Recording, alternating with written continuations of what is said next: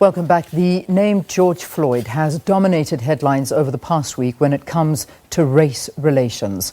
Floyd was buried on Tuesday following an emotional funeral service in Houston, Texas in the United States. George Floyd died in Minneapolis on the 25th of May at the hands of a white police officer, Derek Chauvin. This has caused widespread protests in the USA and abroad, as well as widespread rioting in various US cities. It has also caused much debate about race relations. Some are saying that US President Donald Trump's rhetoric towards the protests and his inability to contain them might signal weakness ahead of his re-election campaign in November.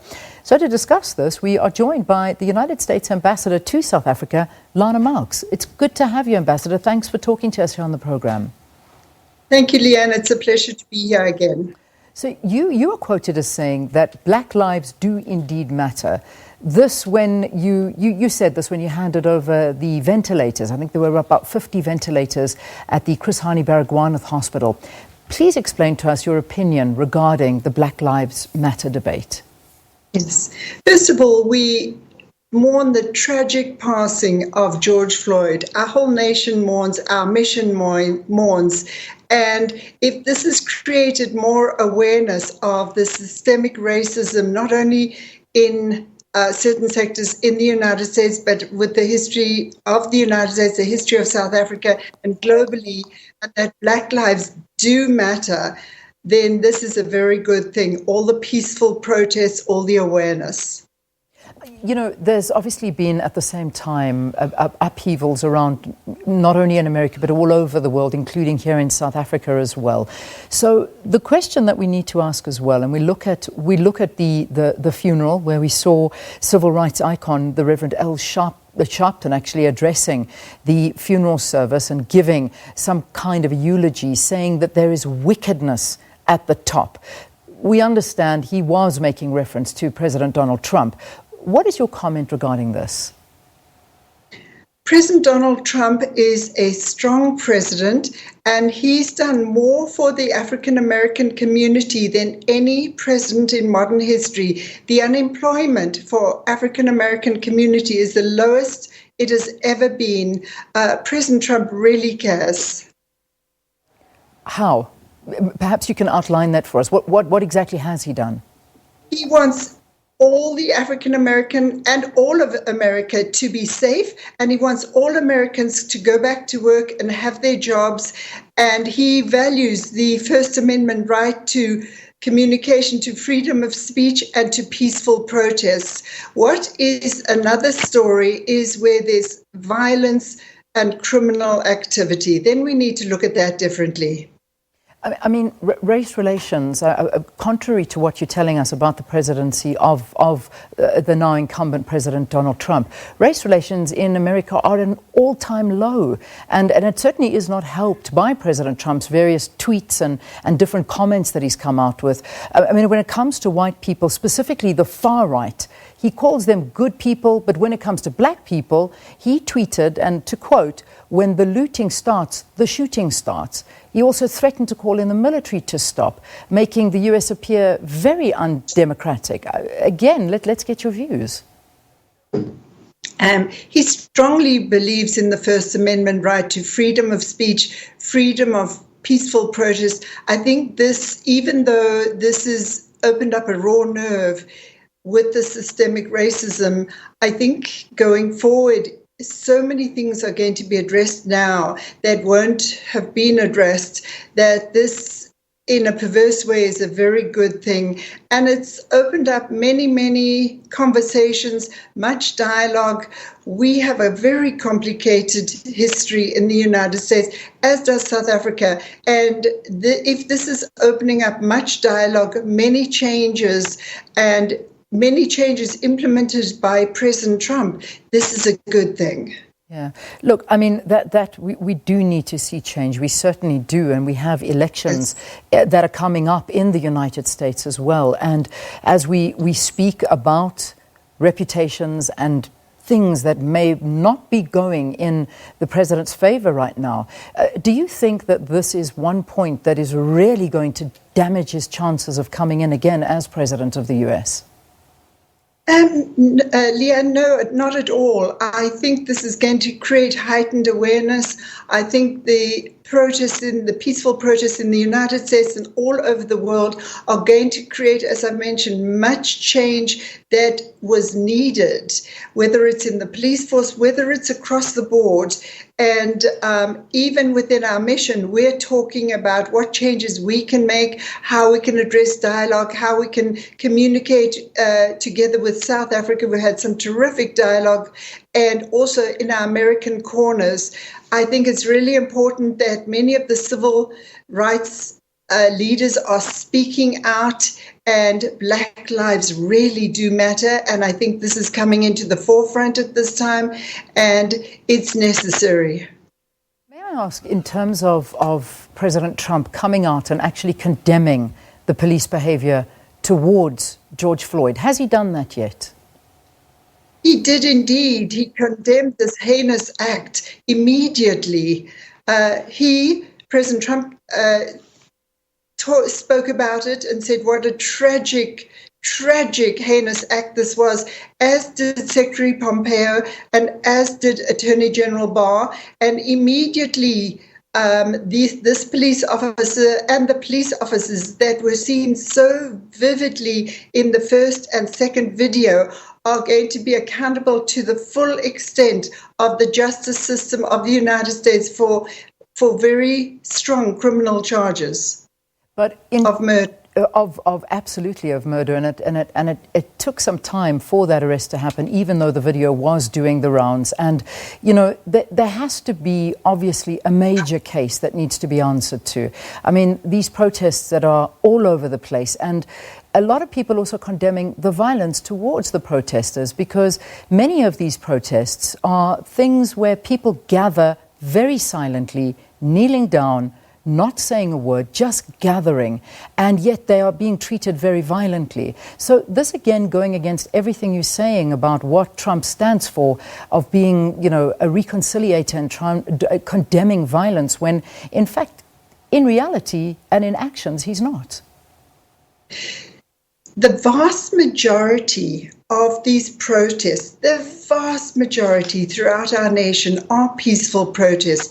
It's really touched my heart to see hundreds of police officers kneeling down with the protests, putting their arms around the protesters. Unfortunately, what is being highlighted is the violence, is these fires burning and things like that, which show another side. And unfortunately, you know, all this criminal activity is not acceptable. We are a nation of law and order, and these exceptions that are happening, unfortunately, are seen on screens throughout the world. Let's talk to the First Lady, Melania Trump, because there's also, we can see it visibly, that she has come out in support of the Black Lives Matter movement. And this is apparently causing some of a little bit of upset at the White House for her not following necessarily in her husband's rhetoric. Your views on this? The First Lady, Melania Trump, is an exceptional lady. I know her fairly well for quite a long time. She's a very thoughtful, sensitive, and highly intelligent First Lady. Her and the President discussed all these matters for hours and hours. I've seen them at dinner together, 3 hours nonstop, just talking, the two of them. And I think it's wonderful that she's showing the care and appreciation for Black Lives Matter. Yeah. The debate now is that the US is to defund the police. The police unions have considerable pull when it comes to politics and specifically when it comes to the Republican Party. So police are seldom successfully prosecuted for killing of civilians. What would you like to see happen? I hear that there are already changes in some of the rules and regulations in the police force in the United States, and that's just not an option. That's not practical. We are a nation of law and order, and the police force, the vast majority of the police force in the United States, play a very, very important role in our society in terms of amendments Absolutely. Marine General James Mattis resigning as the Secretary of Defense, denouncing the president. Some in the Republican Party have also been saying he has no way of controlling these protests and that he just is not a good president. This must hurt you because you sound like a big advocate for President Donald Trump. I've known the president for about 20 years, and he really values freedom of speech, freedom of peaceful protest. That's a right of America. It's in our Constitution. It's the First Amendment. The president would never clamp down on that at all. It would be antithesis to our democracy. And again, because we are a democracy like South Africa, where people can come out and say what they want, whether it's General Mattis, whether it's ex-employees, whoever it is, they have true freedom of speech to say what they personally think and what they personally feel, as do folks here in South Africa in this robust democracy. I mean, let's debate that a little bit. Do you really believe what you're saying about President Donald Trump? Because he is still the policies, the way that he has directed, whether it be the police or whether it be the words that he's saying, the tweets that he's saying, there doesn't seem to be anything reconciliatory or peaceful about what he is putting out there. It's the inciting of violence. It's the talk of, I mean, let's just take the incident where he walked from the White House to a church to have a photo shoot, and in the process, you know, the presidential guard tear gassing people that had gathered, trying to clear the streets just to have a photograph taken outside a church with the Bible. And when he was asked to recite a Bible verse, he couldn't even come up with one. This man not necessarily bringing about that reconciliation you're talking about. President Trump is about healing the nation and about people going back to work and getting jobs. And he has no control over the Secret Service in terms of his protection. He is the leader of the free world. And if he's going to cross over the street to a church holding a Bible in his hand, wanting to heal the nation, if the Secret Service are going to do what they do, it's not within his purview or his knowledge to know what they're going to do. Thank you. Yeah. You believe he's going to win the elections in November. You think he'll be re-elected. And if in fact he does, how will America take to this? I think that what has already been seen, if you saw a couple of days ago, the stock market rebounded completely. The Standard & Poor was at its highest level ever. And I think in the United States, people want jobs, they want to have their lives, and I think the economy is what's incredibly important. And this is a president who truly understands the economy. Prior to COVID-19, our economy was at one of the greatest levels of all time. It was astounding what had happened in the economy. And I predict after COVID-19, and we will get a vaccine shortly if it has anything to do with President Trump, you're going to see the economy rebound in the most exponential way that we've ever seen. Even now, it's high already. And I think this is going to then have a ripple effect around the world. And I do indeed think he will be re-elected. Ambassador, you know, just what you were saying on the economy. I mean, yesterday, and I bring in the facts into the conversation. Yesterday alone, we saw the Dow Jones dropping, let me look at the number, 5%, 1,800 points. And this on the fact that there's how many more jobs, unemployed people that were lining up because they don't have jobs, because we're sitting at now 2 million infections in the US because there's been talk that the president didn't react fast enough, talk that the president will not wear masks, the talk that the president said people must inject some kind of sanitizer to try and get rid of it. The handling of the situation has caused a lot of problems and a reputational damage to the United States as well. And to talk that they've never done better in the economy is not what the facts are saying. Leanne, so many things are taken completely out of context in terms of what President Trump does and what President Trump says. He meets every day with the top economists of the United States in each sector. He cares so deeply about this. There are ups and downs in the stock market, in the Dow Jones, but the overall picture is one of going up.